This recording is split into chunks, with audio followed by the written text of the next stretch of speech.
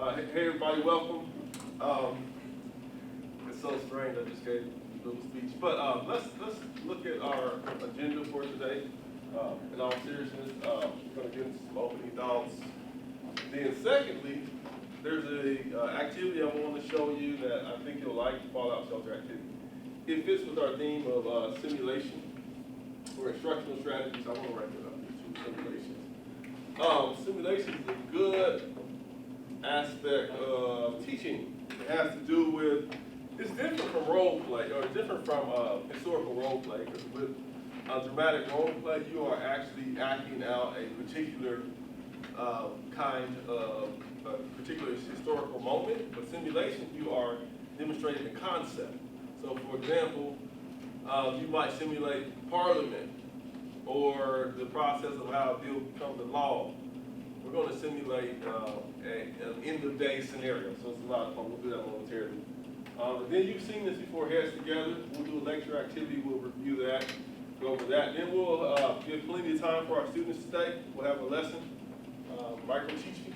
And this class is one of the important aspects of this class is to see one another teach and learn from each other. Often you will learn just as much from one another and glean from one another as you learn from the class material. So, looking forward to that.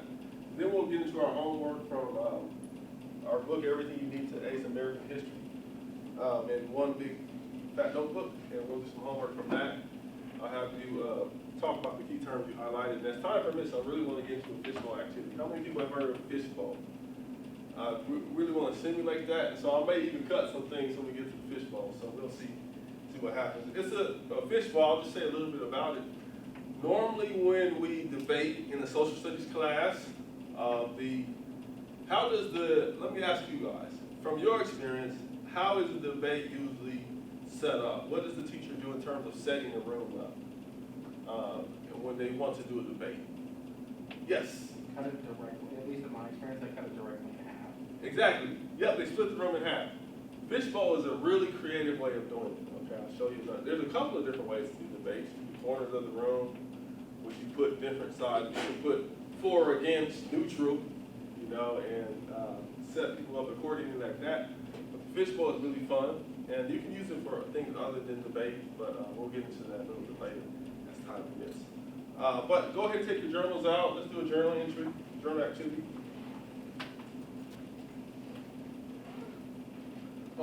As you're doing that, let me point something out on the syllabus. We are already in week 7. Up until now, you've had quite a bit of reading, but it's just small reflections. I designed the class like that on purpose, so that the reflections are designed to hold you accountable for the readings, but also to make sure you're engaged in reading. So we're just not reading, but it's focused on particular things I want you to look at. And I hope that you'll model that in your classes. Don't ever just have students reading a bunch of information just to be reading, but try to come up with meaningful activities to direct them to subject matter you want them to focus on, okay? So that's what I've been trying to model. Reflection is always good. Reflection will help them at least think about it and not just a bunch of memorization. But at some point we'll have our midterm, and we have a little time. We have at least a month. And but at some point we'll have our midterm, and we'll have, I may switch these around. I see a bunch of things that I have due on the midterm day. I may give you a little bit more time on that. I just noticed that the Civil War summary is due, democracy and e-post, so I may push that back a little bit. But you'll have your first exam.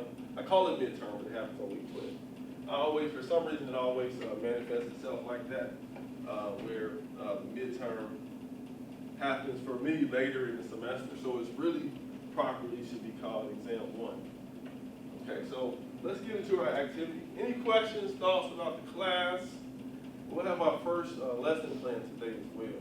I think there's just one person going this week, and there's 1 week where there's 2 people going, and so maybe next week I have to look at the schedule. All right, here we go.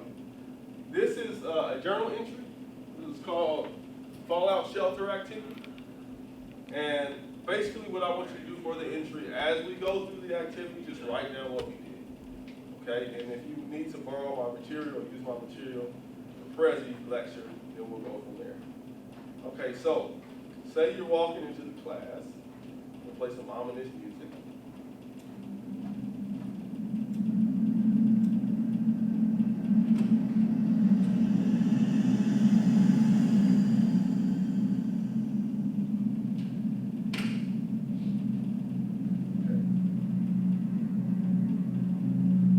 Was 2050 AD. That's like right around the corner now. That used to sound really far back in like the early 2000s. It was over before we even knew it had begun.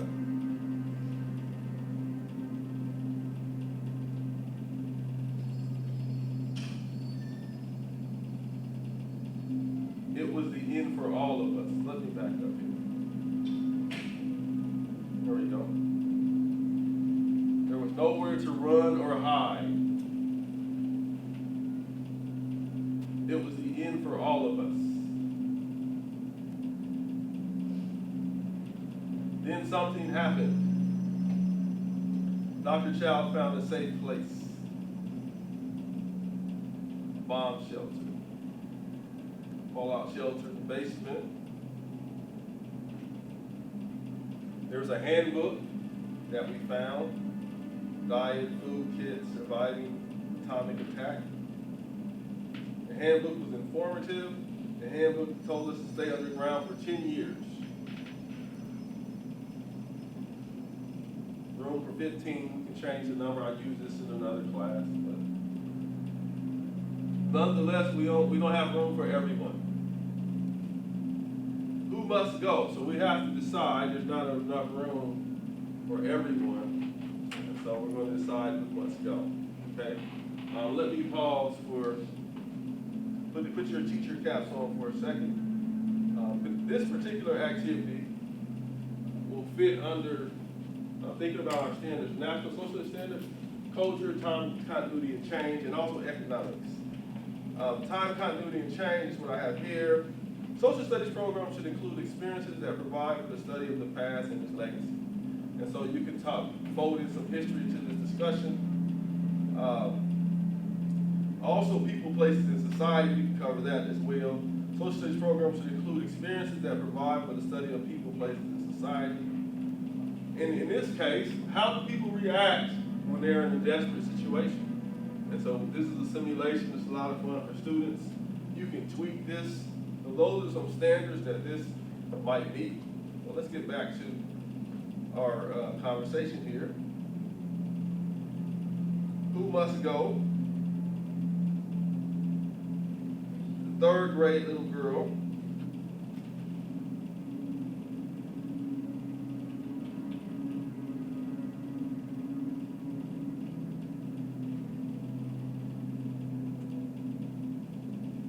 She's obedient, very respectful. She loves learning. She gets bored easily.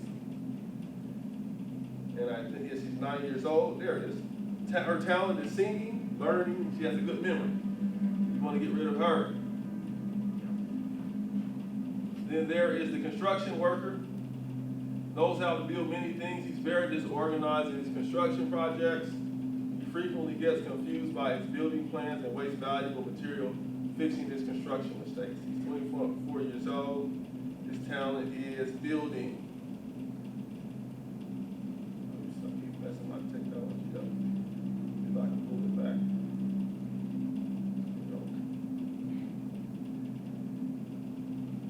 Technical difficulty day all day. Try this again. There we go.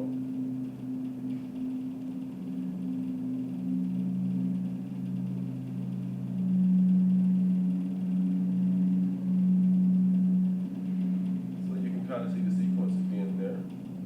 So we have the little girl, third grader, and we have the construction worker.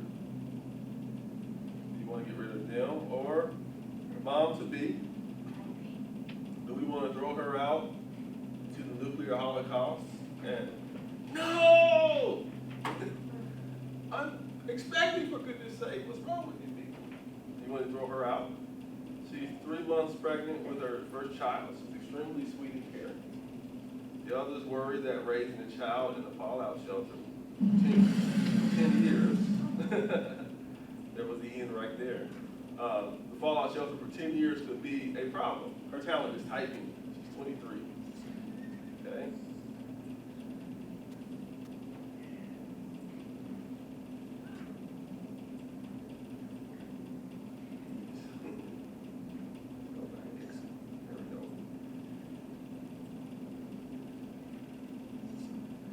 Doctor. She worked as a family doctor for 4 years back in medical school to become a surgeon to earn more money.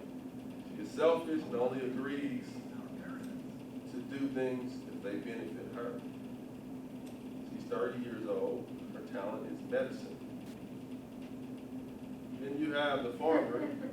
She has lived on a farm her entire life. She has learned the skills necessary to grow fruit, vegetables, and take care of animals. She has been in trouble 5 times for stealing. She's 16. Then you have Grandpa. He's a good chemical engineer. He knows how to use chemicals to produce hygiene products. Medicine, he can make medicine. He can produce clean water and laundry products. He is friendly and loves helping people. He's 100 years old. Chemical engineer. Who should be left behind? We're going to tweak it a little bit. It was difficult to decide, but rationality was our greatest ally. We decided to think about it for 5 minutes before engaging in a proper discussion. What were our needs for the 10 years underground? What would our priorities be 10 years later upon emerging? How would each of us have changed after 10 years? Keeping these points in mind, each of us thought about why we deserve to stay. None of us were saints. All wanted to live. When I've done this with middle schoolers and high schoolers, I've had people take on a role in each group. But here we're just going to decide who we think out of the group should be thrown out. This is another component that I really like. We're not going to do this today, but the discussion. Each person was allowed a 2-minute speech explaining why she should not be left to die outside the fallout shelter. After each person has spoken, they were to single out another member from the group and explain why he or she should be left behind. Finally, the highlighted members will be allowed a 1-minute speech to defend themselves and persuade the group that they should stay. And so we decided. So here we go. Okay, so if you would go to Canvas, you will notice that at the top of Canvas is a document. Under assignments, there's a document that says fallout shelter activity.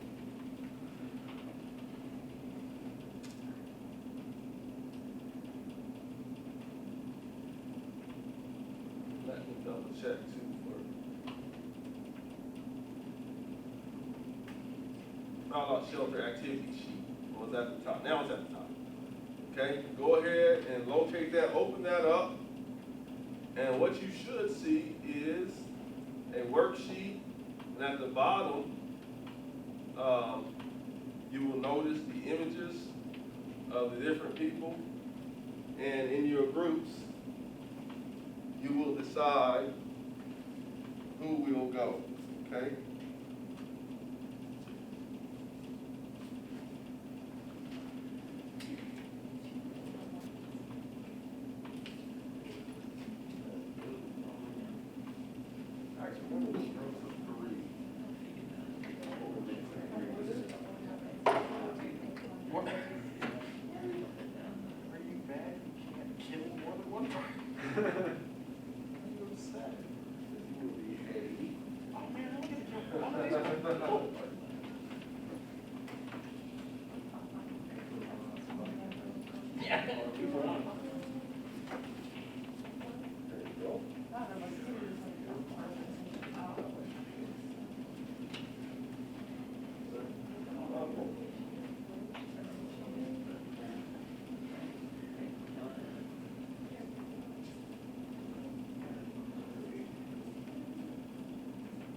So you can already start thinking about who school you personally might want to go.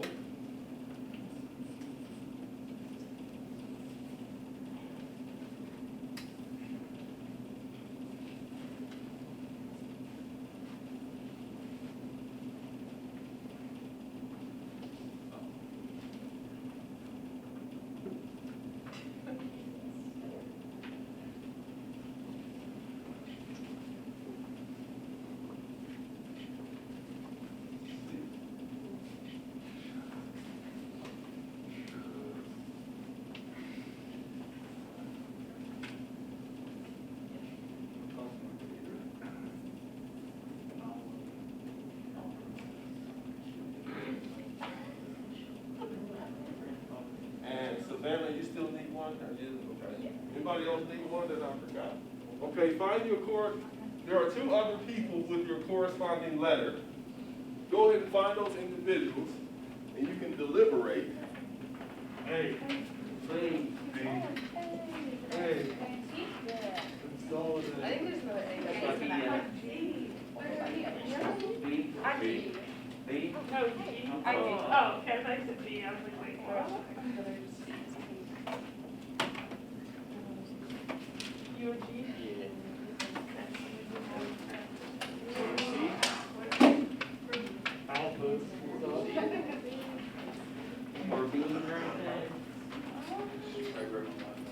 Okay, we'll give you about 7 minutes to deliberate. Decide, try to come, see if you can't come. Okay, I think the 8-year-old. I was gonna say, tell the mom and the kids. Well, the mom is technically two moms. That's what I'm saying, but it's true. Yeah. I'm also like, Keep your minds lock out. Didn't you say but the mom's you choice. shut the The door? mom's house. She just can't come. We're not beating her to death with a stick. They're just not letting her out the door. And you're gonna use Very bad. But she's better later. She's right. Fair. And then like when he dies, Look, I'm not attached. Where's he making medicine? Either way, you're aware we're killing a child. You're aware does not want to solve it. What if they just the child can make it? You can't farm a toddler. and she has to go through like childbirth and all that. It's going through more of a You like. have some. You have, but you only have enough for all but one person. Yeah, but she's still like causing more resources. Why don't you leave and then we're going to mom and then it's like, Yes. both of us will leave. And then the mom's fine. That's the Clap once if you can hear me. Clap twice if you can hear me. In your journal, as a reminder, you want to just write down the activity that we just did so that you can make a note for yourself so when you want to use this in the future. Okay, there are lots of various ways you can do this particular activity. And how might you use it in your teaching? Maybe in the lesson, think about ways you might integrate this activity into your teaching, okay? We talked about the standards, and so go ahead, keep going, as you were. Why is the mom caring but I just want to everyone else? Okay. That's a 2 for 1 deal. Stop trying to kill people. So, for the first person, I'm telling you, she's gonna take a lot of space. And she's like, Can we keep the kid? yes.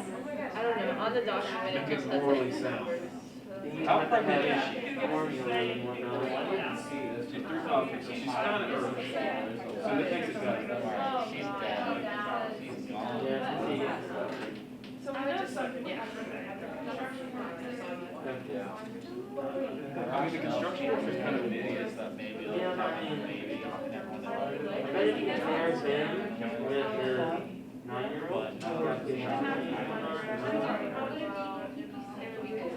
Guys who live by themselves They're gonna kill people. Murdering people. Murdering people. I mean, I know the doctor's shop is working on it.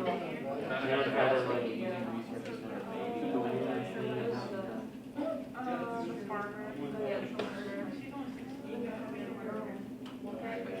She can appropriate. He deserves to live.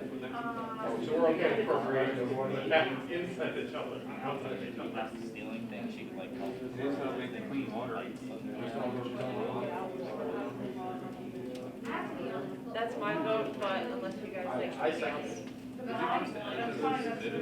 Yeah, but like, if he's 100, he might live for another like 4 years and he can help you get like Look at that child face. Yeah. For your journal entry? like water purifying systems. Seems like a nice. That's not what being born is. He's something important, just stab himself in the face. Most pregnant ladies are very July, which is the process of like dying, wherever they want to have somebody in there and constantly. She's gonna take care of the kid. Plus morning sickness, and then their backs hurt. It's the whole ordeal. Is there a muffin like Just shut the door. Don't let them in. So we're getting rid of the moms, right? Hal was typing. Are you allowed to do what? She will be 5 years. Like, what if the old man dies? Are we just assuming he's living? Right, yes. Okay, so, the old guy. We're assuming that he's gonna live for a few years. Oh, well then he has, there's odds that he's the We also lied that when you have your kids, then they'll be over the 15% limit. If you Yeah, that'll will bring live, it you home. will live. We're assuming you start sticking around for a while. Yes. I thought we have to choose one. There are already enough people here. Oh. 10 people. He said that you could adjust that number too, so I think you can put it right. Whatever the number is. I mean, if you have a big class, you can kick out 2 people, you know. So,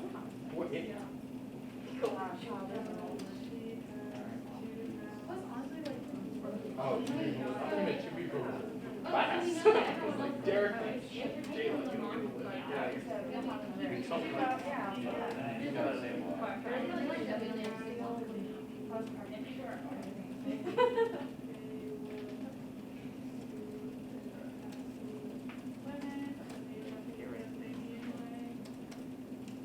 They have to use a lot of their resources, like.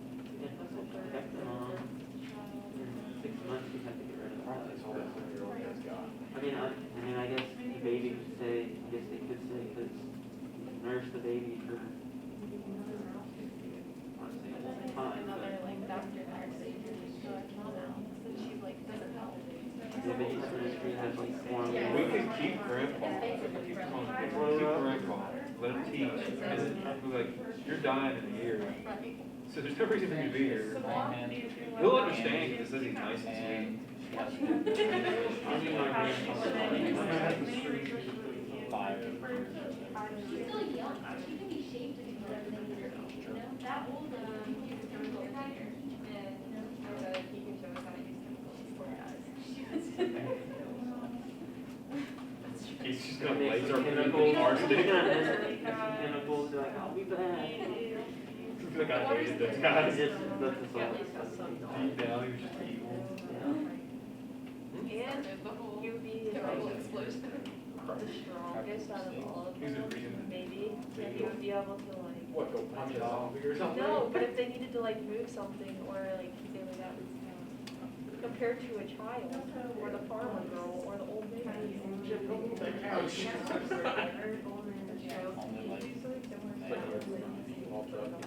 Even second, the 3rd grade, so she'll be useful further down the line. She already has some skills. She's a memory and likes to learn and whatnot, so. okay, we'll give you about 1 more minute to decide.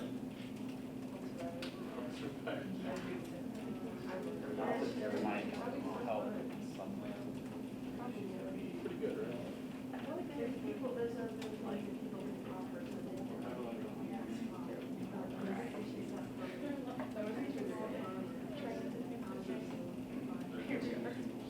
And hate parents.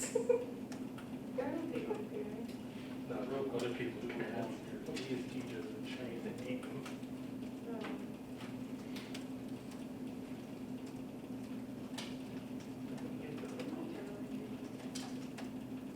I think that's last week, so I know all of them. I think I'm gonna live there as well.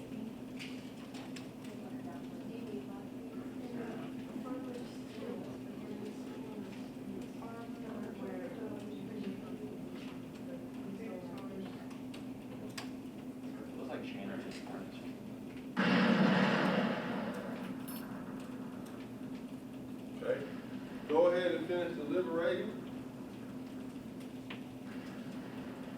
Has everybody made a decision? Okay, awesome. Let me say something about this particular activity. Putting your teacher cap on. If you have a class of, say, 30, in this back. If you have a class of, say, 30, a large class, you may have to split the class in half and have two groups, okay, to do an activity like this. But you'll have to definitely, the bottom line, you have to make some adjustments. We are doing this with a smaller class. We have 15 students in here, and so the dynamics will be a little bit different when you do it in your class. So you have to tweak, count out, before you do this activity, count how many students you have, and just try to envision how it would go, and how many characters you need, or do you want people to double up, do you want people to role play, those kinds of things. So if you, say you go to use this in your field experience in the upcoming weeks, you're going to have to make a few adjustments from the way we did it in our class. Okay. All right, let's go with your Group C for now. Group C, who'd you choose? Chose to kill the mom to be the one unkilled. That's basically what you're doing, though. Yeah, So one for the mom to be, okay. This group, He D, said mom to be as well. okay, 2, wow. Cruel world. Yes, go ahead. Mom's gotta go. Oh my God. I did say the Whoa, second grader. we have someone different, the mom. Wow. We picked the old man. Wow, you're heartless. He doesn't have teeth. Got one for Gramps. Okay, so by class consensus, we're throwing out mom. Wow. And a baby. Wow. I would hate to be under your mercy.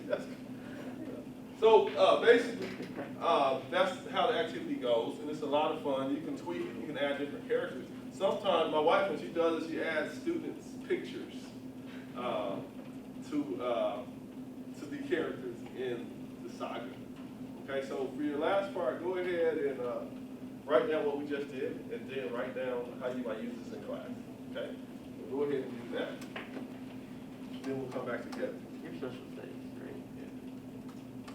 For social studies, you might be able to do like historical people. If you're doing the Industrial Revolution, you have like a board and whatever they bring to the table. We also have like history, we're talking about parts of the civilization. Yeah. Each of those parts have the functions as a different If we kill the old man.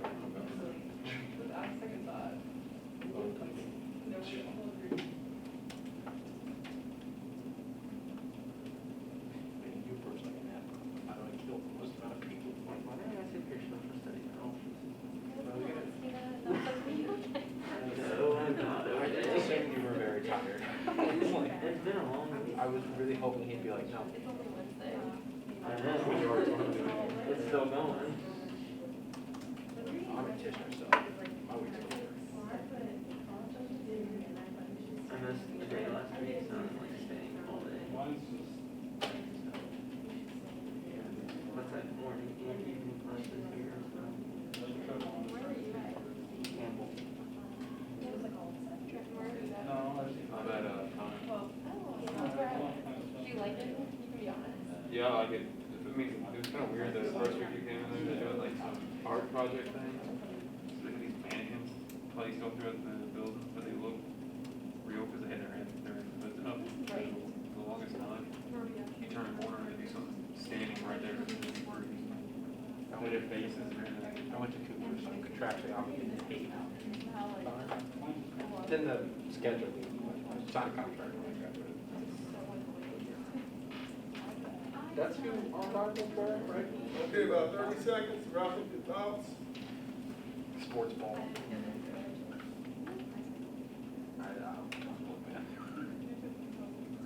You have a wide variety of people that are like it's not racially, I would say, but like versus other people. a lot of The way you just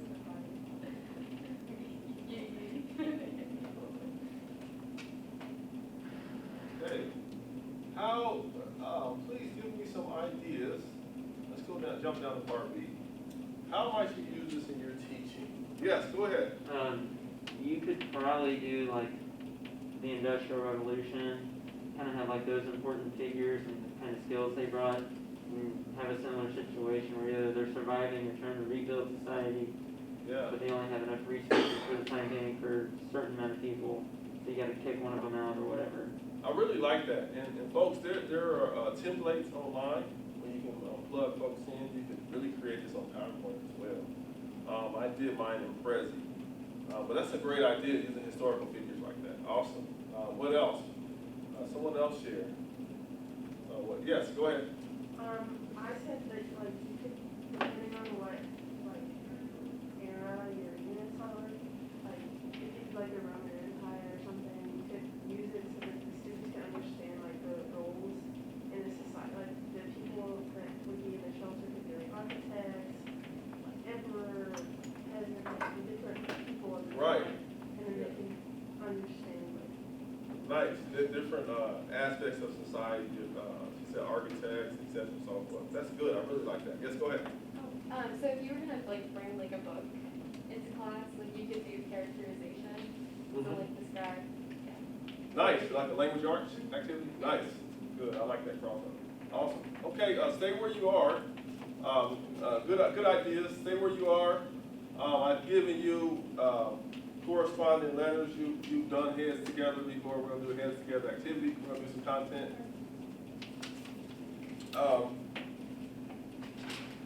We're going to do an accountability exercise. You've seen this before. So you're going to be responsible for taking notes. And at the end, we're going to hold you accountable. Okay? So let's do it. What's the first thing that you think about when you think about the African American experience? Be honest. What's the first thing you think about? Slavery. Slavery, right. Okay, so when you talk about American history in general, a lot of times people focus on negative things, especially with the African American experience. But there's a new movement of scholars that talk about Black joy and celebrating some of the good things that African Americans have accomplished. So, for example, here's a poem. On being brought from Africa to America, 'twas mercy brought me from my pagan land, taught my benighted soul to understand that there's a God, that there's a Savior too.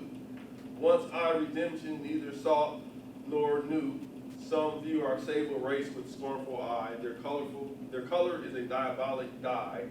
Remember, Christians, Negroes, black as Cain, may be refined and join the angelic train. This particular poem, have anybody heard of Phyllis Wheatley? Phyllis Wheatley was a slave poet. She ultimately gained her freedom. Phyllis Wheatley proved to the naysayers that African Americans were human beings and on the same level as their white counterparts. Because it used to be thought, especially with scientific racism in the 1800s, that African Americans were not capable of having intelligent thought and doing advanced mathematics and studying Greek and Latin. But they would point to people like Phyllis Wheatley and many others, and artists of the day. Edmonia Lewis was a sculptor in the early 1800s, early to mid 1800s. You should check out her work as well. And that's what this idea is all about. So we're going to continue with that same vein and talk about, this is from a textbook I use when I teach African American history. Chapter 8, antebellum free blacks. What does antebellum mean? Anybody seen that word before? History teachers, what does antebellum mean?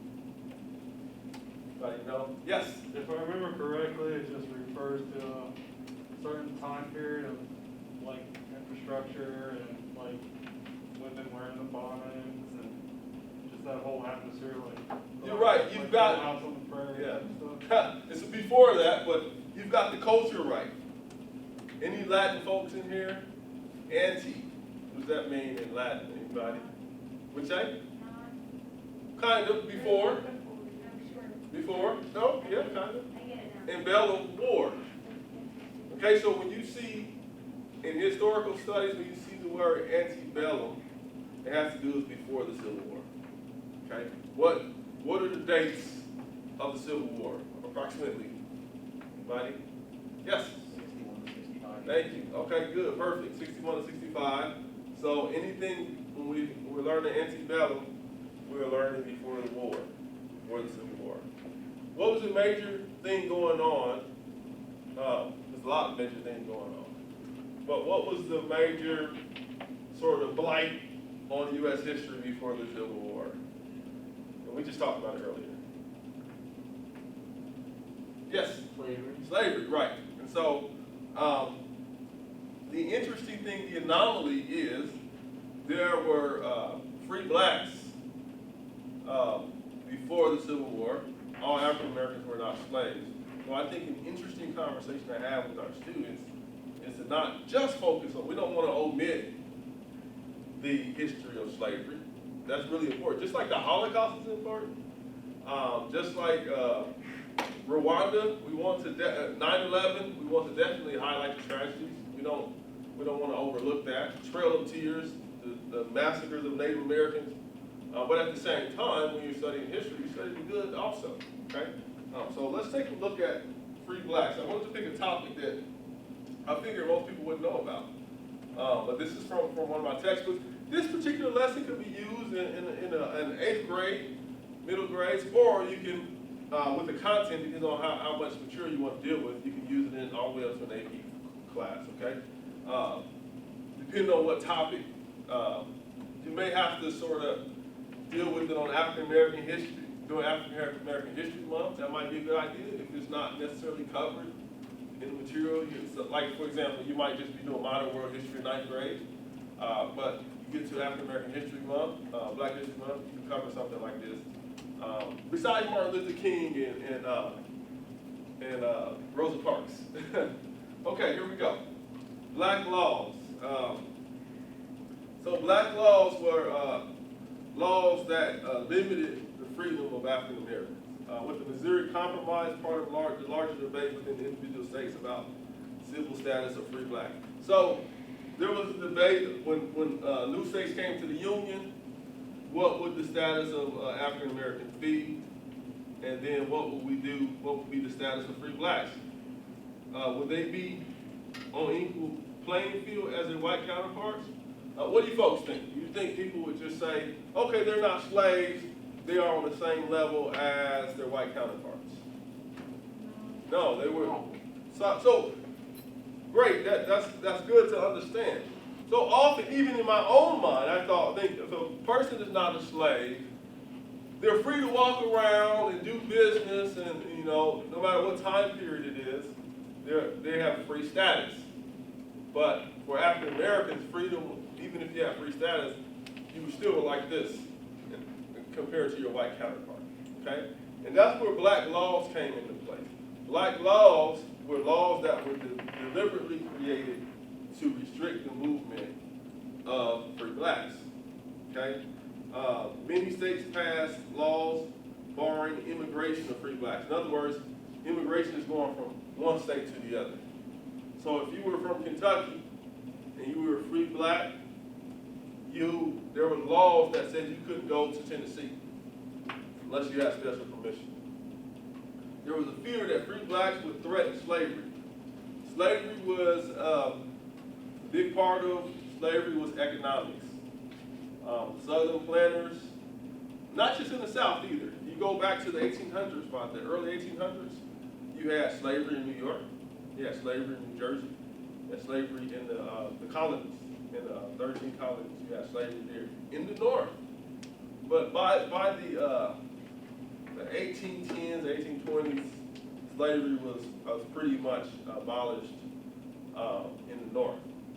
When I went to Boston recently, I went to the Old South Church I was telling you folks about. That was founded in the 1740s, and they had a balcony. They had a part of the balcony where the slaves used to sit. And there's a historian, a church rector, and he showed me where the slaves used to sit. This was Massachusetts. A lot of times when we think about slavery, we think about the South. But there was a fear that free blacks would be sort of uppity and plant ideas into the minds of the slave population. Okay. Migration west, freedom's boundaries. Alex de Tocqueville talked about the paradox of racial intolerance in states where slavery never existed. And so there were states, let me turn these lights down. There were states that slavery never really took hold, but the prejudice still existed.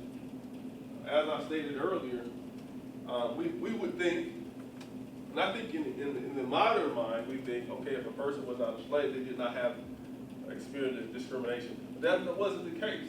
African Americans, Native Americans, people of color experienced prejudice, even though they may not have been slaves all the time. Despite the laws and cultural hostility, the free black population grew dramatically in the Midwest. So think about this. Before the Civil War, you had a relatively large population of free blacks. There are people today, African Americans today, where their ancestors were not slaves. Okay? So think about this. A lot of times we think, you even hear people say, well, my ancestors were slaves. Not necessarily. There was you can talk to some people and they can trace some African Americans, they can trace their heritage way back. And their ancestors were doctors, black folks, doctors, carpenters, entrepreneurs. And so every person in the United States that's a person of color was not a descendant of a slave. Okay? Something to think about. Blacks continued to head west in search of economic opportunity. Disenfranchisement. You seen that word before? What is disenfranchisement? What is, yes. Anybody familiar with that word? What it's all about? Yes. Is it like they lose funding? Funding? Okay, people use that in that context, but we're looking for something else. I've heard it used in that context. Yes. Kind of like losing your rights and whatnot. So like, Your right to do what? So like, for example, like lose the right to vote or something. Vote. Yeah. It has specifically, the word in its origin specifically has to do with taking the right to vote. Why do we care about voting so much in this country? Why are people always up in arms? Yes, go ahead. That's an easy way to lead to change and progress or reverse Yes. back, change things. Right, and let me give my elevator speech. Again, local politics are just as important as the national elections. In the United States of America, we've come to an era where we get all up in arms about the national election. And rightly so, especially the one recently. It was so contested. And there are people that still today feel that there was some fraud going on. It's a whole debate even right now. But we forget about the local elections. It used to be that people fought tooth and nail. There violence would erupt over the local election. Like who could be the county commissioner? We're voting for the sheriff. We're voting for sometimes judges. There's so many different people and opportunities that are allotted. School levies nowadays, park and recreation kinds of things.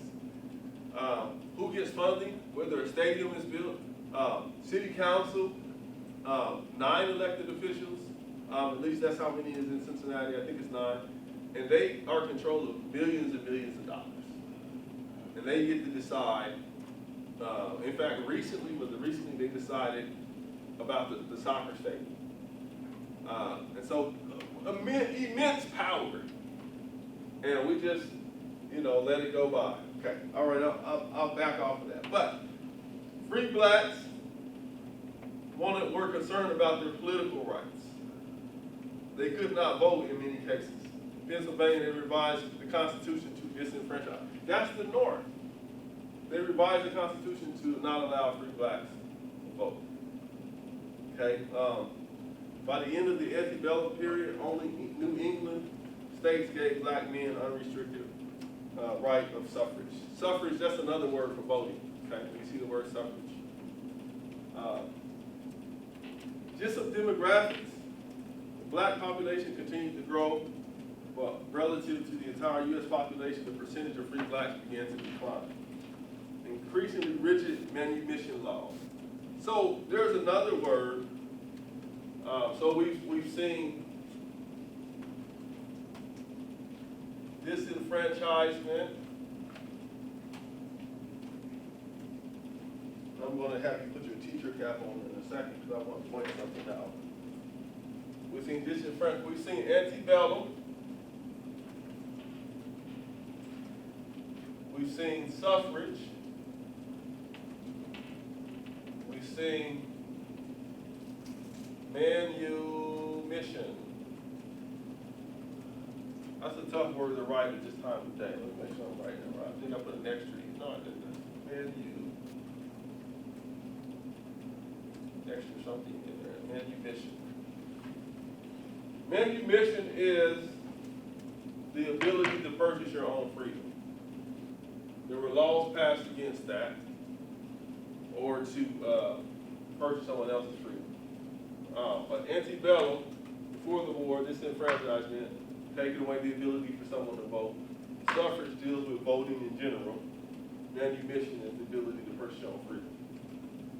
Putting your teacher caps on, if you were teaching a lecture like this, these are words you can pull out of the textbook to make sure they knew. That way, as you go forward, they can understand what you're talking about, they can understand the text. These are good words to highlight. Okay? For example, many more. There was an increase in European immigrants. We'll do a little bit more, then we'll go back to it. In a culture of racism, anybody ever seen Bugs Bunny cartoons?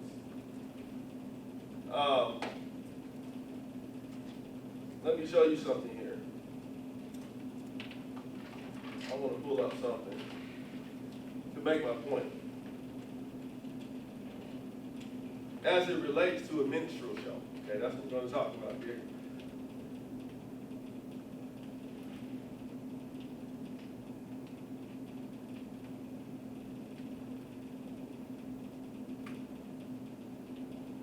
In the old Bugs Bunny cartoons, often,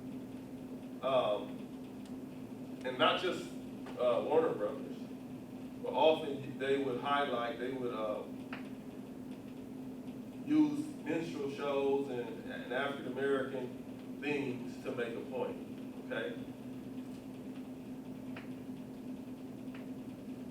I'm actually pull up two different clips here, and you'll see the point I'm making.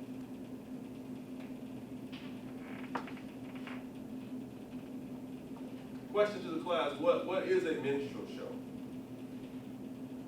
Anybody explain what that's all about, a minstrel show? Anybody? Okay. Minstrel shows were popular where African Americans, oh, it's already playing.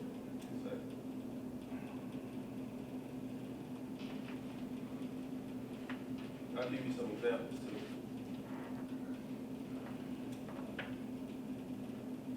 Minstrel shows, blackface, white actor performed caricatured images, dialect, speech, and song, promoted stereotypical images like improv. And so it was a form of entertainment throughout much of this country's history. Well, that's an exaggeration, maybe the 1800s, where white actors made fun of African Americans, their speech, their dialect, and it was a form of entertainment. We have remnants of minstrel shows even today, okay? It's white actors dressed in blackface. I'm going to show you a couple of Bugs Bunny clips here just to make a point, and I'll come back to this slide here.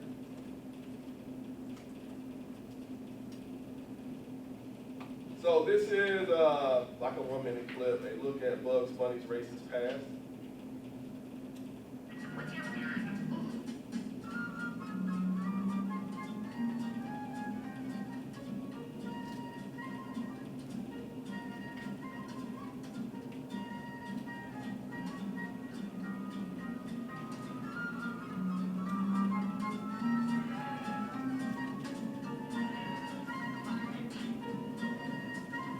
So that's an example of a Warner Brothers cartoon. They portrayed African Americans as lazy, exaggerated, ape-like, and Bugs Bunny often picked up on those things.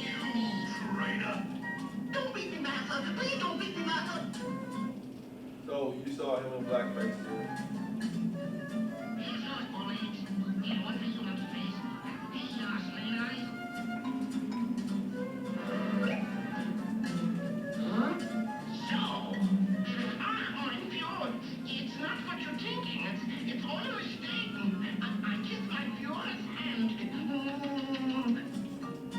That one was actually funny.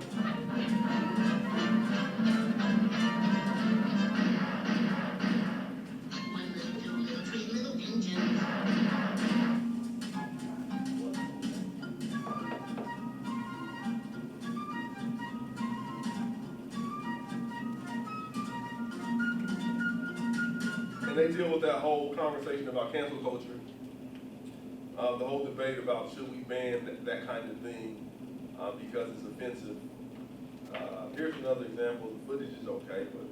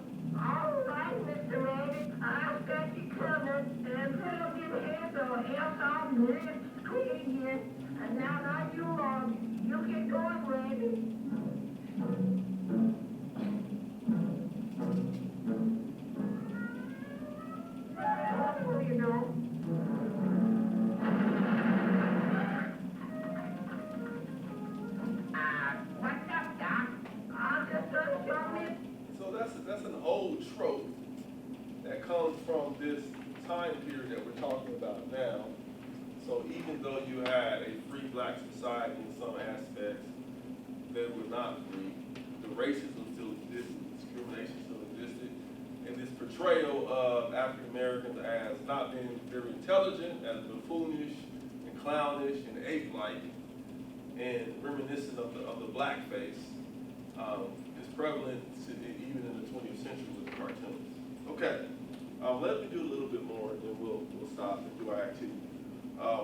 Ethnology, and so there was some scientific experiments going on, pseudoscience, meaning fake, not real, but professed methods and theories that stress innate and immutable racial traits. So the scientific community and the university community had largely agreed that there were innate and immutable racial trait differences. There were innate differences between blacks and whites. That African Americans were innately not as intelligent, like we saw portrayed in the cartoon. They were not capable of doing the same things as their white counterparts. And they had research called craniology, which said falsely that blacks have smaller skull sizes, thus lower intelligence. In polygenesis, the races emerge from different human origins and are therefore different human species. Okay, this was popular back then. And even today, we have the false idea that people of color or African Americans in particular are not as smart as their white counterparts. But we know that there is no biological differences between races at all. It's just skin tone and phenotype. In fact, a person that's of European descent could have very similar genetics as myself, okay? So race is a social construct. There's no biological difference. But they didn't agree on that back in those days. Let me do one more. The N word began to be used as a term of racial disparagement. It comes from this time period, 1800s, maybe even before that, 1700s. Collective acts of animosity directed at free blacks became common. And we can see even today, all these years later, how insidious racial prejudice is, how persistent it is.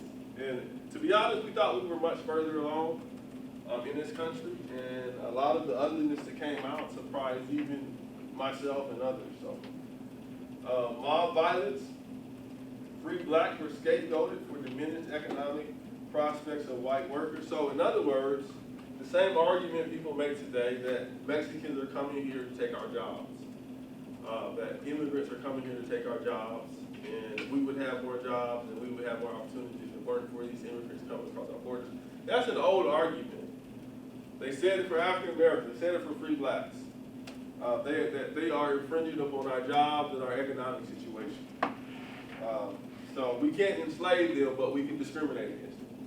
Riots, murder, destruction of black churches, schools, and orphanages occurred in the Midwest, even in Ohio, which was a free state, in the Northeast. Okay. I'll do this last slide here, and then we'll get into our activity. In a culture of racism, South versus the North, blacks were mistreated in the North and the West to the delight of slaveholders. So they enjoy this hostility in the North. They enjoy playing up Northern hostility. In the North, however, blacks could agitate and organize for their rights. So they did have some rights. Okay, they could enter professions, and jobs borrowed from them in the South. So they did have some rights. They could be carpenters. If you, even in this area, in the Cincinnati region, you had individuals that were physicians. You had African Americans that were physicians and business owners and pharmacists, or skilled tradesmen, carpenters, the blacksmiths, etc. and so forth. So that's a part of history we often don't hear about. In the South, free blacks in the South, one slip up could send one back to slavery. So you had different aspects of freedom. Some African Americans never were enslaved. Some bought their freedom. Some their freedom was purchased by a relative. But if you were free in the South, you had to watch your step as an African American because you could be sent right back into slavery. That was always held over your head. The social control over free blacks, it continued to increase. And again, prohibition of immigration. They wanted to restrict movement between the states. And then they had re-enslavement laws. Can you imagine that? Certain laws caused one to be able to be re-enslaved, even though they had paid for their freedom or had their freedom in some kind of way, they could be re-enslaved. Okay? All right, as you wrap this up, I'm going to call on your letter and number. I'm going to call out a question. And when I call your letter and number, you can consult with your group, and you know the drill. Okay, so let's go ahead and do that. Everybody got this? Give me a second. Okay, here we go. Rather, I'm going to ask the question, and then you can come talk with the group. And I'll call the letter and the number. Okay, we talked about, let me erase some things here. We talked about the word disenfranchisement. What is disenfranchisement? We'll start there. What is disenfranchisement?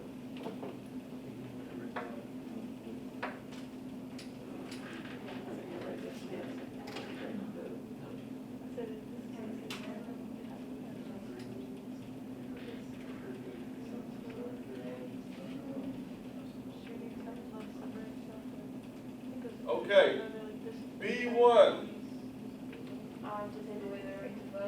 Take away the right to vote, specifically. Good, good. Great start. Okay.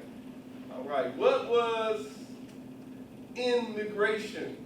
What did we say immigration was? There were laws that barred immigration. What did we say that was?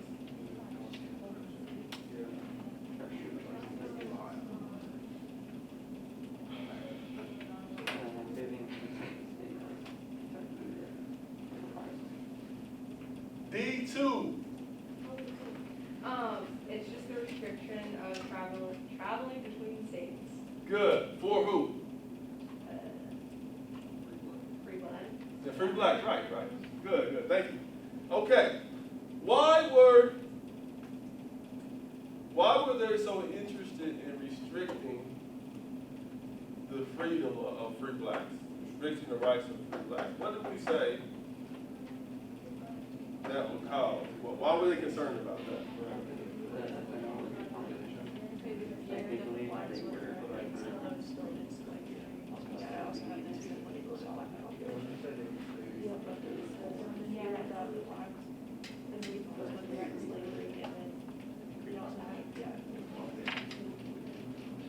Okay, C1. Can you repeat the question just one more time? We were talking.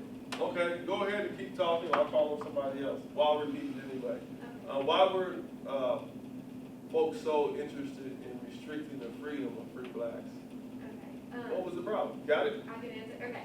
Also, they thought that they were different. Like, different. Yeah. Their ethnology was different. Okay, that's a start. A1, help me out. So I think they wanted to keep the southern states happy and they thought it was a threat to slavery. That's it. Did you hear what he said? It was a threat to slavery. You're right, in general, they looked at African Americans as inferior, but really, imagine this, if you had 30,000, let's just throw it on right there, 30,000 free blacks, working, becoming doctors, being teachers and carpenters and doing whatever they want. Then you have another class of blacks that were slaves. Of course they would be like, hey, you should do what I'm doing. This is so great to be free. And it was infringing upon the Southerners' investment, if you will. Okay, it would affect their money in the various crops. What is a minstrel show? What is a minstrel show?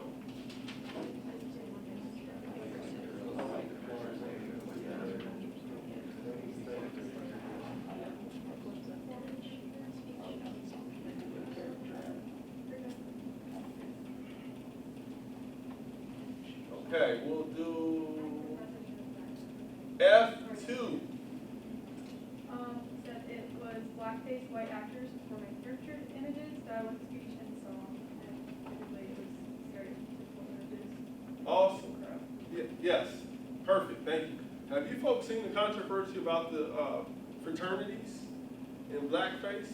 That's what it's all about. There's some history behind that. There's been a couple of fraternities that thought it was funny, like around Halloween, to put on blackface, to basically a white person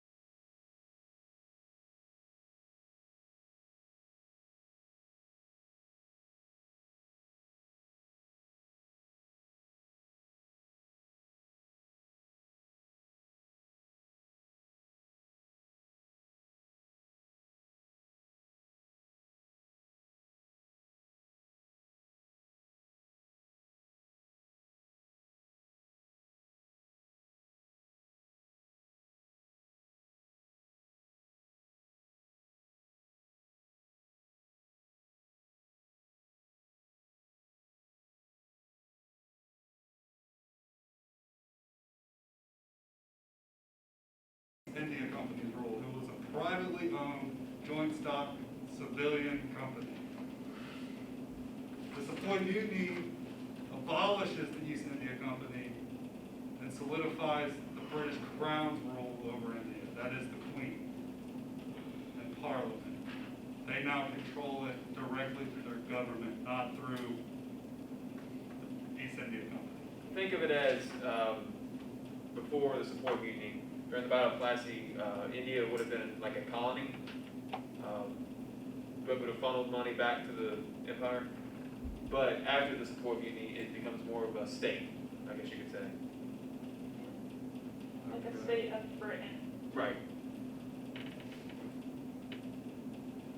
Now, if I could have my scribe back, please, whenever she's done. We're going to revisit our opening activity, the QFT. Now, you guys formulated some questions. Here are some rules. We're going to demonstrate it up here and model it for everyone before you do it yourself. So what you're going to do is change your question from an open-ended to a closed-ended, or vice versa. So is this first question an open-ended or closed-ended question? Now's the chance for what? Do we know the difference between open-ended and closed-ended questions, or does anybody have a question about what the If difference you is? do not, I've put them up here. Closed-ended question can only be answered with a yes, no, or static response. Example, what color is the sky? Blue. Open-ended question requires a longer response. Why is the sky blue? Because science. Just kidding. So now's the chance for what? Is that an open-ended or closed-ended question? They're divided. Can you tell me why you would say that? Why is it open? Yes. Because it requires a longer response. Okay, excellent. So how would we change this to a closed-ended question? Any suggestions?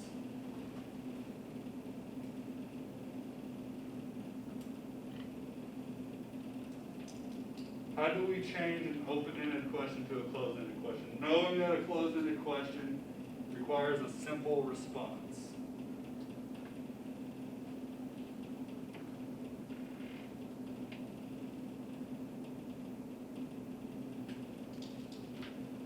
Go ahead. I don't know how to do it specifically, but just in general, I think you have to make the question more specific so that the answer is like yes or no. Okay, so this question's too broad. We'd have to make it more specific. Do you have any ideas of how you can make it more specific? Okay, we know he's referring to this part of the photo in particular. So we could ask a question like, what is the new British policy? Would anyone argue that that's not a static response? There can only be one answer to that, correct?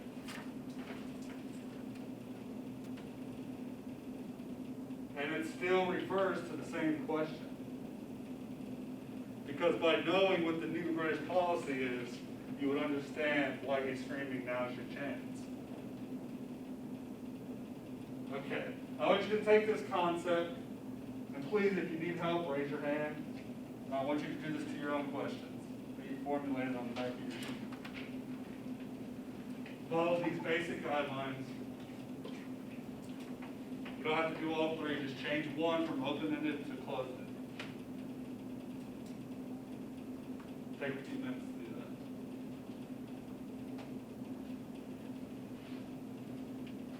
Or from closed-ended to open-ended. Again, if you have questions, feel free to ask.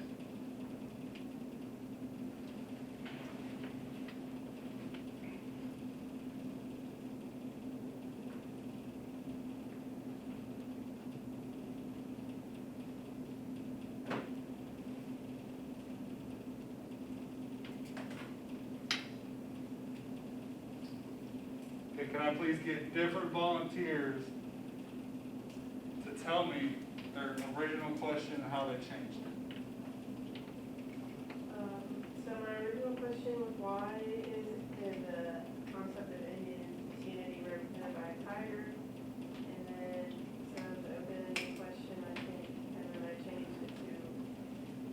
how you're representing this unity, and that's, yes.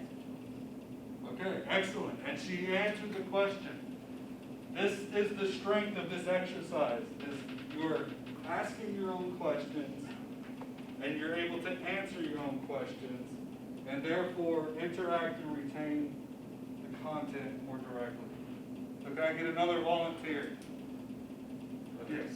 I changed it from what is meant by disunity to what are the two sides, which is Hinduism and Muslims.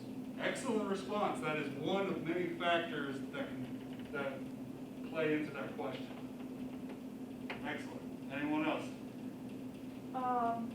For one of my original questions, I put, why did the British attempt to take over India? And then I just changed the question, since I was open, I changed it to closed. And I wrote, did the British take over India? Which would be yes. Yes. Excellent. And do you see how most of these are open to closed transformations? That's because when we originally see something, we take all that schema and all that stuff and project it on there, and we come up with these broad questions. But when we're given a prompt that forces us to make that question more specific, as one of your classmates indicated, then we find an answer. Does anyone have an example of a closed to open? Anybody? I didn't get it like clinician, but I started with what is Indian disunity, right? Yeah, that was the one kind of, and I was changing it to open, and I was so far I have how did Indian disunity affect and not the India? I guess I don't know. I was trying to digest that, but yeah. That's fine. I would just ask that you guys put your names on these sheets of paper because they will be turned in and collected for a grade. Not for a grade in EDU 331, but for a grade from B. Okay. Any questions concerning the content or this technique? The excellent thing about this technique as well is that I've used QFT before, and I would have the students put their questions on a Google Doc. And their summative weekly assessment, not their summative assessment, not their summative, their weekly formative assessment would directly come from that question bank. So they literally design their own quizzes. What do you guys think? I think it's a good That's idea. a great idea. Less work for you. I was just curious what you guys thought about it. Any questions concerning the content? No? Any questions for Trent or myself? All right, if you would pass your papers to the end, I'll collect them.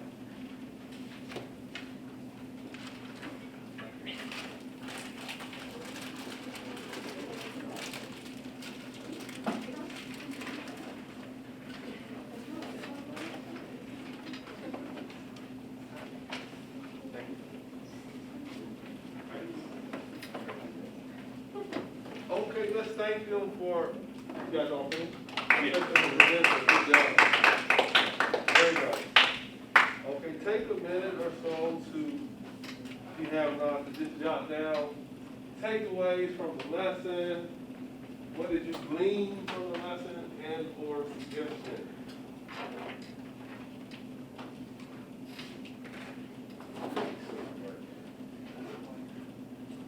Takeaways, suggestions? Okay, looks like everybody already has it. What say you? What do you think? What stood out to you from the lesson we just watched? Yes, I Brianna? like the short videos. Yes. And then the notes. Like, I feel like there was a lot of freedom with, like, the sections that they gave us for notes on the paper. And I thought it was an amazing idea to bring it from the perspective of the Indian. They went to an Indian data bank. That's good social studies, looking at different perspectives.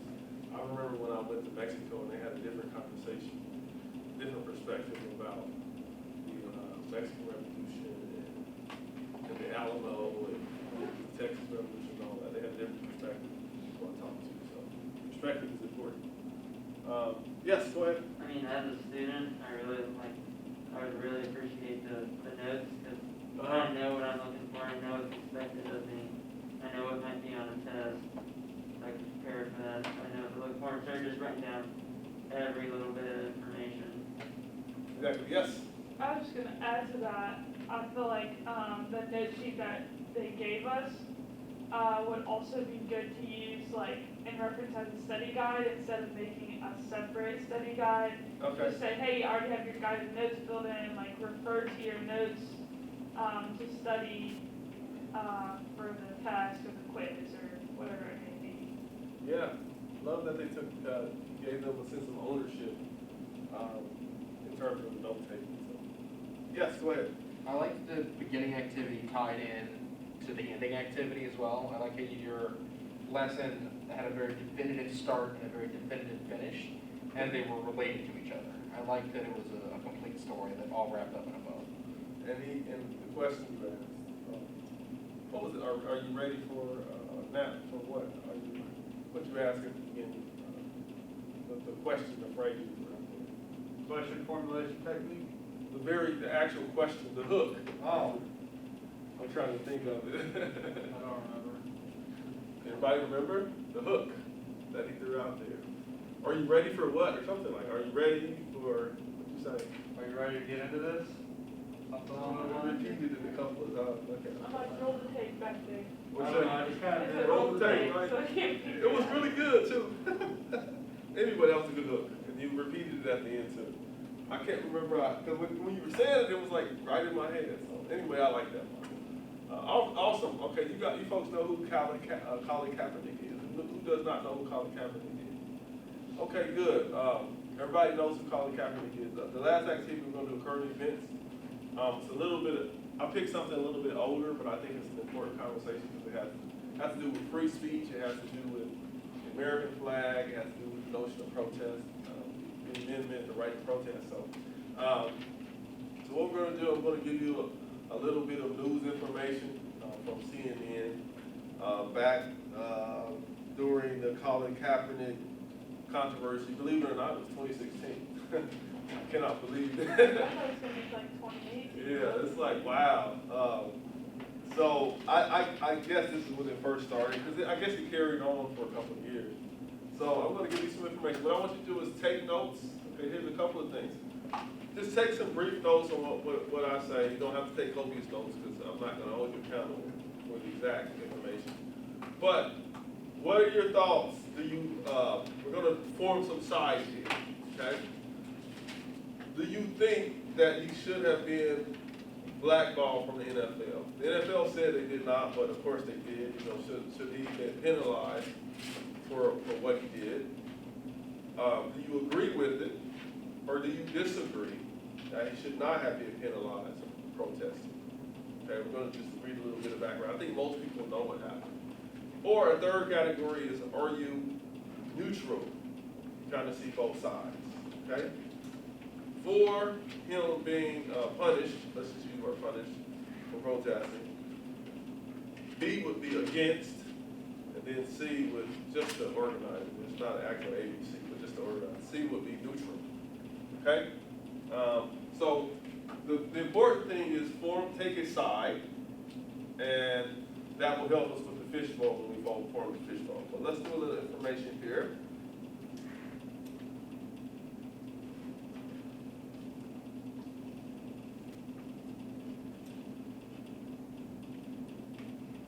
Ungrateful, he refused to stand during the national anthem before Friday night's game. Some people are calling him shallow, ungrateful. Others, though, are defending his right to stand up or sit down for whatever he believes. Now, this is a statement from Kaepernick, and it's a quote. "I am not going to stand up to show pride in a flag for a country that oppresses black people and people of color. To me, this is bigger than football, and it would be selfish on my part to look the other way. There are bodies in the street and people getting paid leave and getting away with murder." Errol, I want to start with you on what you think about what we are reading from that statement from Colin Kaepernick and his expression of protest sitting during the national anthem. Well, he's a very interesting young man and an interesting and weighty decision that he made. Let's keep in mind, he's trying out. He's a essentially on a job interview, one of the toughest job interviews you can imagine, trying to become the starting quarterback a couple of weeks out from opening day. This is the last thing he needs, and so let's take him seriously when he says that this means a lot to him. He's putting a lot on the line, not just his endorsements, but indeed his job. And, you know, I am one of the people who believes that, you know, free speech means free speech for everybody, especially the speech that you don't want to hear. So it's not something I would have done during a job interview or pretty much any other time. And I think he's going to get a lot of pushback. It's going to cost him a lot in the way of condemnation, possibly endorsements, possibly the job that he's seeking. But that, I think, just underscores how serious he is about this. And, you know, I think we should wish him the best of luck in getting through this. Yeah, the criticism, Scott, is that, at least from those who are criticizing what he's doing and how he's doing it, is that this is not the time to display that dissatisfaction, that anger, whatever that emotion he's feeling during the national anthem while you are playing for your city, for this team. Well, when is a good time to protest? When is a good time to exercise your First Amendment right? Is it connected to his income, or football, or the national anthem? When is the good time to do that and stand up against police violence? He has an active social media campaign. He's talked about this police violence, and this is his manifestation of his protest. He has every right to do it, and I admire his courage for all that he is putting at risk.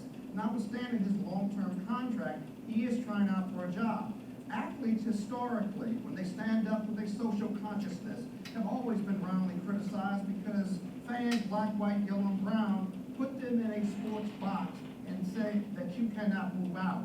Muhammad Ali moved out, and other Olympic athletes historically have moved out, and they've been roundly criticized. That comes with courage and exercising your First Amendment. And the NFL released this statement, let's put it up on the screen. It says that players are encouraged but not required to stand during the playing of the national anthem. As soon as I'm off out here, get a better view. Okay, so you get that. I know why it's so old. This is when it first came out. So, a little bit with the article here. It just kind of repeats some of these things. San Francisco 49ers quarterback Colin Kaepernick sat in protest during the national anthem for a preseason game, saying he would not honor a song nor, quote, show pride in a flag for a country that oppresses black people and people of color. And as they said, too, Kaepernick was already known for protesting before this even happened. He's quite articulate. He had already written some things, and he grew up, if I believe correctly, his mom was a teacher. He's a very educated guy. He doesn't always, a lot of these athletes don't fit the stereotype of the dumb job. That's the big controversy too. LeBron called a lot of flack from like a Fox News person, or he pushed back against. She told him to shut up and dribble, and LeBron has started his own school. So a lot of times that narrative does not fit. You know, it should never fit. You know, the dumb job. But anyway, he's definitely not. Referencing the recent shootings, deaths of African Americans by police, he told NFL media that his conscience would not allow him to partake in the pregame ceremony Friday against the Green Bay Packers. Quote, to me, this is bigger than football. It would be selfish on my part to look the other way. There are bodies in the street, people getting paid, leaving, getting away with murder, unquote, he said. An image of the 28-year-old sitting is wearing number 7, was posted on Twitter. So he is, I'm not seeing it. Oh, I think he's right here. Oh, yeah, you're right, number 7, thank you. So he's sitting back there. Willing protest. The player said he was fully aware of the controversy. He was courted with his decision. Quote, this is not something that I'm going to run by anybody. Quote, he said, I am not, unquote, he said, I am not looking for approval. I have to stand up for the people that are oppressed. If they take football away, my endorsements from me, I know that I stood up for what is right, unquote. The athlete is active on Twitter, usually retweeting other users' posts on race relations in the U.S. His decision not to stand has elicited comments both in support and against the decision. Okay, so fast forward, we know that the NFL has banned him from playing. He probably didn't realize all the consequences. firebrand he would have started, but he has been banned from playing the game. There was all these rumors that kept coming out that certain teams wanted him to try out and to work out to apply for that position. But as it stands, he has not played. He probably won't play. You have a certain window of time to play football. You know, you can't be 35, 40 years old playing football. So his time is pretty much up. But also, you should know he's made an incredible amount of money from endorsements and just he's a Nike spokesperson and those kinds of things. Okay, so take another minute or so to formulate your thoughts if you have not already. Because what I'm going to ask you to do is formulate a fishbowl, which is, let me draw a diagram. I'll be quiet, but go ahead and finish your thoughts, and we'll do a fishbowl.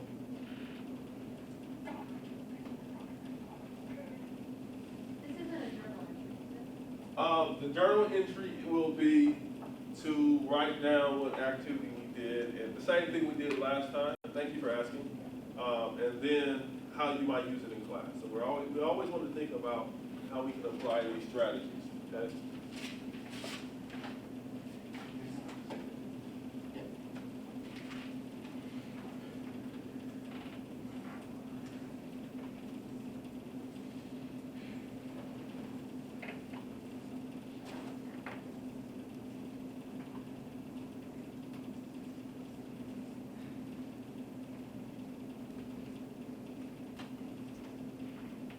Okay, well, I'll let you, I see people are still writing. Let you do that.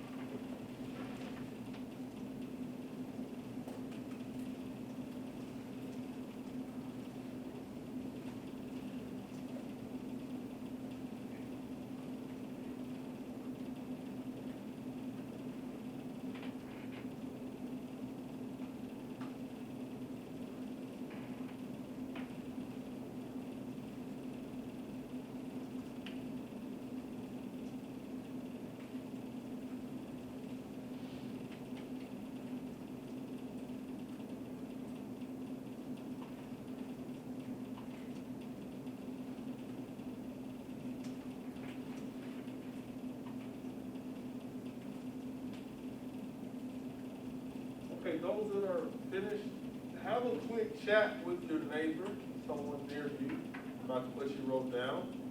And keep that in mind because you're going to bring that information to the fishbowl. Okay? If you're done writing, go ahead and talk to someone.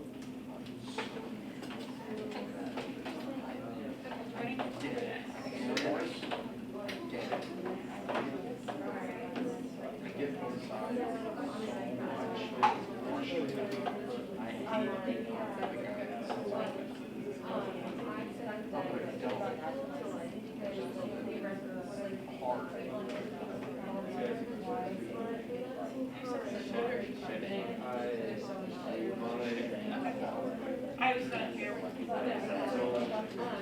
Yeah. It's real.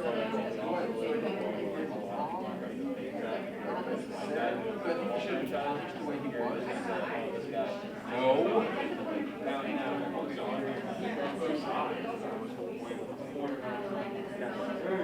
Yeah. I think that the gun in my head told I can't sit on the fence. I think I'm moving with him. But there's no gun in my head. I don't know. That's a real slap in the face to people that have given their lives.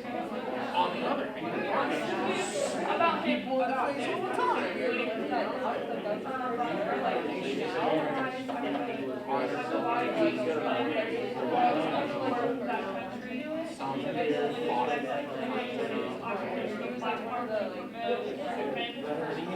So he And basically, I have to be decided.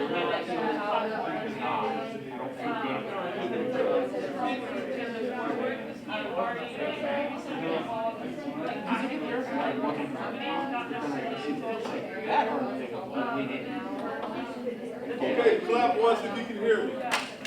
Clap twice if you can hear me. Clap 3 times if you can hear me. Okay, here we go. We're going to formulate the fishbowl. The fishbowl looks like that. It's a kind of a concentric circle. There are students in the middle that will have the discussion, and the rest of us will be on the outside. Sometimes when I do a fishbowl, I don't allow myself to speak as a teacher. I like it to be student-led. I may interject just because we're teaching. And you'll do this, the best way to do this is a couple of times during the school year so that students will get used to it. Because sometimes it'll go really smoothly at first, some days it'll be awkward. Don't give up, so we're gonna give it a try. I think we'll just do it around here. We'll put 3 chairs here, and can we, some kind of way form a circle around the 3 chairs. This will be the center of the fishbowl, okay? Is there a certain size that goes together? I'm going to choose people to start off. So we'll set it up, and then let's have the circle like this. Have them in a circle, like a discussion. Well, they have to look at each Facing other one because you're another. talking to one another.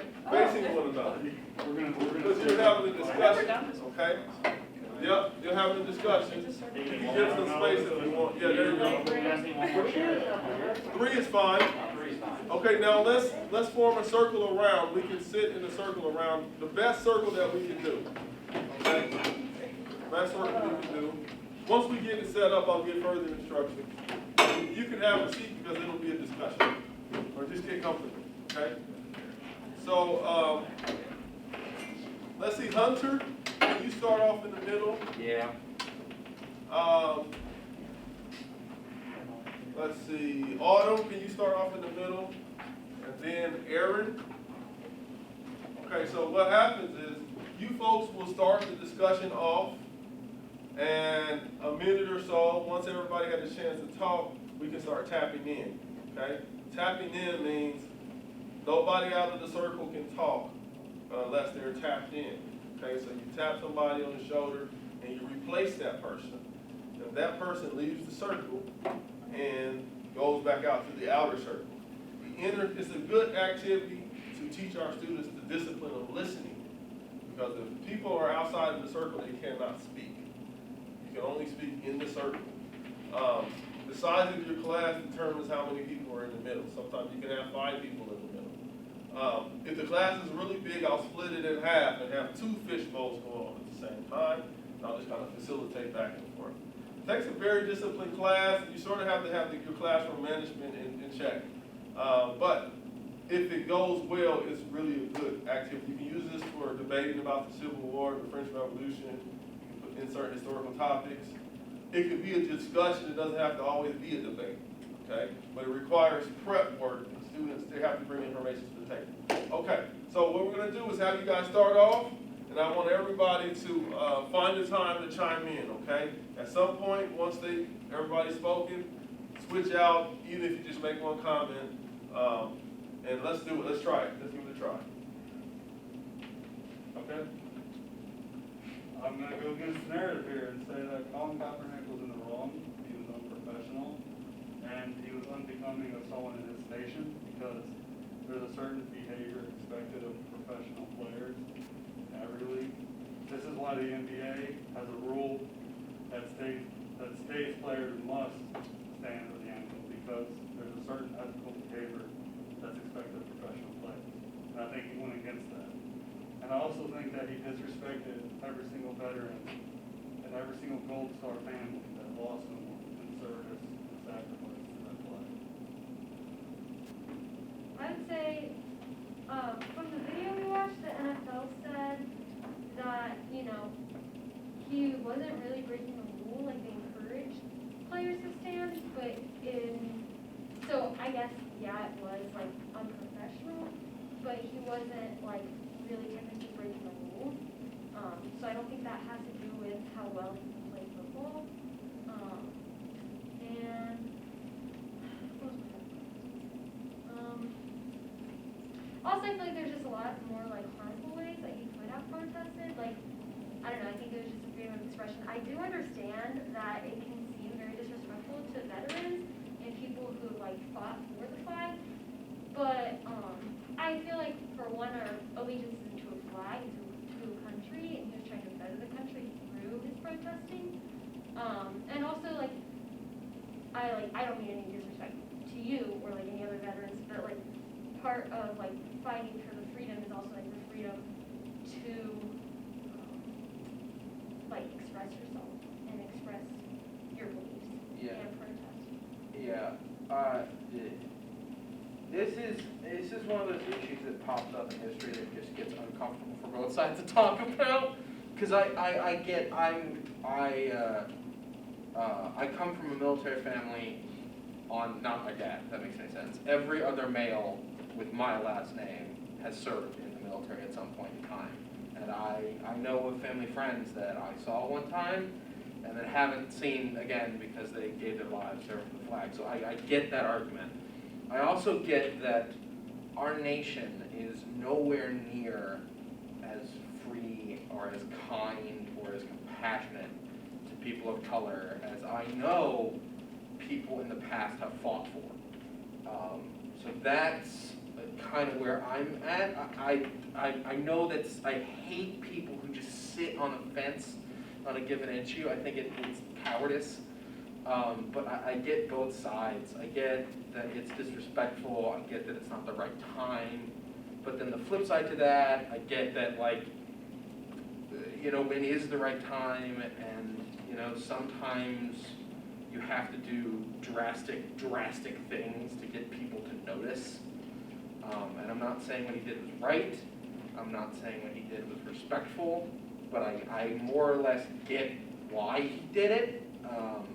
I'm not saying it's right. I'm not saying it's wrong, but he did it. I don't think necessarily he should have been punished, especially with the rules as they were established. If prior to that the NFL was like, you have to stand, then yes, he broke a rule and deserves to be punished for breaking that rule. Because it would be like us showing up without a lesson plan prepared. That's unprofessional on our end, and we are breaking rules. So yeah, I get both sides, and I get where you're both coming from. Okay, I'd just like to put a little caveat. Can I interrupt you for a second? During the fishbowl, people can tap in while folks are talking. Okay. Wait, we tap them? Yes. I thought they After we tapped us. all said something. then Yes. you guys- Yeah, you can, I'll hop in. you tap them, but if you want to say something outside of the circle, you can tap in. So you get it now. Okay, someone can have a chair. No, go ahead. You I can just keep wanted to say going. one little piece real quick, and that is, sports comes from a Greek terminology, the root word of distraction. And the beauty of sports is that no matter your race, no matter your gender, no matter your sexual orientation, no matter what your baggage is, that's the one place where you can go and root for the same people to win, with those people that you may not like, that you distrust, and other occasions, right beside you. And to negate that by protesting in such a public manner, an unprofessional manner, destroys that ideology. I guess I'll go. So I don't really have a problem with it. I support freedom of speech on anything. I mean, as long as you're not harming someone, killing someone, it should be okay. There's a quote by Voltaire I think is really important. It's, I may disapprove what you have to say, but it'll defend the right to the death for you to say it. So everyone has their place. So. I would consider myself to be more so neutral in this argument, kind of as Hunter was saying. I can see both sides, but I will say that I don't know if it was so much as what we watched in that video of him, that one incident. I think it was the aftermath of how he handled himself afterwards, and that's when it kind of made himself seem more unprofessional. I guess that's where that comes in, and I think that's where people saw like that disrespect come in, how he was handling himself, like when he was tweeting afterwards. He kind of lost his credibility, I guess, afterwards. The point that I want to bring to the table is just like how he like wanted to like honor the people who had like fallen and like first responder at that point. But in my personal opinion, I think that like because we stand for the pledge to respect and like honor like the fallen soldiers, I think we could do the same thing for first responders. That's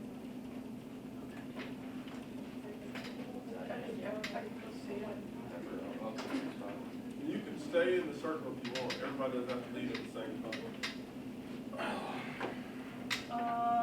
I was also kind of on the fence, like, I'm not super duper passionate, and I guess I just have questions, that maybe would help me pick a side. But when you're talking about, like, how we stand for the pledge, or we stand for the national anthem, which it was the national anthem, not the pledge, well, I guess maybe it was both. Like, for fallen soldiers, again, I understand that. I feel like when he came out and explained why he did it, though, it wasn't in any disrespect to veterans, it was in disrespect to racist people. And so I can kind of see, like, his side, but I also put, like, why play American football if you're not supportive of the country? And following that, I feel that he kind of took advantage of his occupational platform to push his own agenda, because he likely knew the consequences of doing something so, like, powerful, I guess you could say, and in front of so many people. And I also put, like, how does kneeling for the flag directly help or benefit anyone? Like, I can stand here and say, like, I advocate for minorities, and I can shout that to the rooftops, but does that actually do anything? No, it just gets a bunch of people worked up. And so that's why I was like, he should be penalized. And I also put he should be penalized because of freedom of speech and symbolic speech. And since he didn't say anything, he wasn't harming anyone like directly, that was technically symbolic speech. And the NFL announced that players have the choice to stand or kneel for the national anthem or the pledge. And his kneeling did not violate any written contract. Yes, it may have violated a social contract, but that's not written, that's not set in stone, that's just other people's expectations of him. And whether he fulfills them or not is kind of up to him. So that's I'd say neutral. I'm more so like on his side as far as like he has the right to protest. Like I think anyone has the right to protest as long as it's non-violent. Like it's not like he's hurting anything. He's just expressing his rights. But on the other hand, I guess per se like being kind of neutral on it, if I own an NFL franchise, maybe just as far as being penalized, like he shouldn't have like been not allowed to play in the NFL. But anybody who owns a team can pick up who they want or pay who they want to play on the team. So I feel like he probably knew this, but doing what he did, most NFL franchise owners were probably gonna be like, well, I don't want to pay this player to be on my team because then I'm gonna look un-American or whatever per se. And we're also at a time where a lot of people, especially let's be honest, like older white people aren't ready to accept like systematic racism or anything like that. Police brutality is higher against African Americans versus white people. And probably a lot of people who own NFL teams are probably old white people, if I had to assume, all brown, you know, whatever. Yeah, so I would say he has the right to do so, but he kind of has to suffer the consequences for what he did. I'm on the fence as well, but I think it's also important. Yeah, pretty much everyone that's came up here is talking about veterans and how it violates veterans. But what a lot of people may not know is that Colin Kaepernick also took advice from an ex-Green Beret to take a kneel. So he took advice from a veteran to kneel. So he's not, again, I don't think he's disrespecting veterans, or not trying to. It's more so taking a stand and trying to bring the systematic racism into the limelight and actually get it spoken about, because so far it's been swept under the rug until now. Yeah. And it's still an issue. I think that's the biggest reason why he did it, because a lot of people, I remember it happening, and a lot of people were like, well, why would you even do that? What does that accomplish? This. It accomplished this. It accomplishes people sitting down and actually having those conversations. And it almost, instead of going from the top up, it goes from the bottom up, where if citizens are talking about it, it forces politicians to talk about it, it forces police to talk about it, it forces people in power to talk about it, because everyone's talking about it. And I don't think it was necessarily like him abusing, I think it was him choosing something to stand by and going, I'm going to use my platform for something I feel is right. Now, whether he executed it or not, that's a different story. But I think that's what he was trying to do, was trying to get more people to realize that this problem is a problem, because it's gone. As you said, it's gone. And either people didn't notice it or didn't care. I don't know which is more annoying and upsetting, but those are the two reasons behind it. Either you didn't notice or you don't care. So I think it gets people to realize that even us as teachers have biases we need to confront, and we can't let interfere in our teaching. So I think that's why he did it, and I think that's what the purpose behind what he did. Well, I think an athlete probably has the best platform to deliver a message, because Americans have put, athletes on this pedestal as like people you want to become. They're celebrities. So I think if anyone's going to have a voice, it's going to be an athlete or an actor or anyone, like anybody. So I think it's important that he uses his platform to discuss this issue. One of the major issues I had with this entire Colin Kaepernick thing was he never got another chance to play. Like, I understand he wasn't, going to lead a team to the Super Bowl, but he was good enough to be on a team. Let's not get that wrong. But NFL teams will give guys like 10 chances, even though they beat a woman, they beat their kids, they're doing cocaine, they're doing all these crazy things. It's like, oh, he's better now, and then he'll 5 weeks later do it again. Like, we'll give him another chance. I mean, who would you rather have? A guy who called out a well-known societal issue, or someone who beats women? Like, really? Yeah. I don't know. Well, which one's going to get forgot about first? It's just, it doesn't make any sense why you would give those guys extra chances with someone who